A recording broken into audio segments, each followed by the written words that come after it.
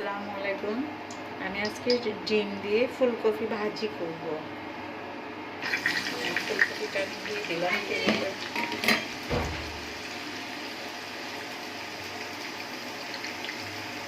আমি একটু হলুদ দিয়ে দিলাম, একটু লবণ দিয়ে দিলাম, দিয়ে এটাকে আমি ভাজি করে লাল করে ফেলবো আর কি। হ্যালো বন্ধুরা, দেখো এই যে ভাজিটা পোড়া পোড়া হালকা হয়েছে একটু। এখন আমি একটা ডিম ভেঙে দেবো, দিয়ে এটাকে আবার একটু করবো।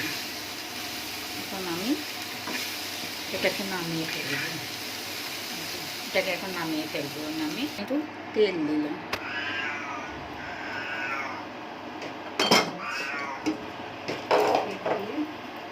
এখন একটু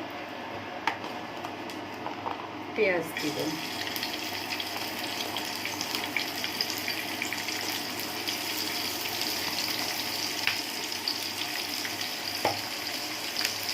পেঁয়াজটা একটু লাল হয়ে যাবে।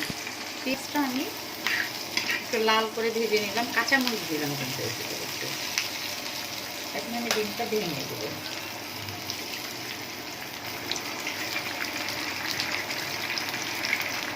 একটু লবণ, একটু হলুদ দিলাম, দিয়ে এটাকে নেড়ে দিলাম।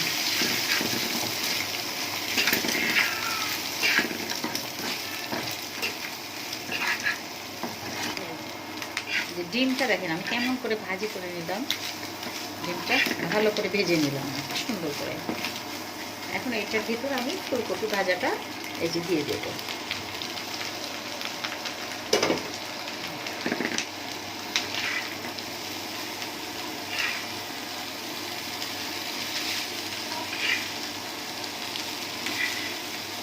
এটা আপনি গরম ভাতের সাথেও খেতে পারবেন, রুটির সঙ্গেও খেতে পারবেন, পরোটার সঙ্গেও খেতে পারবেন।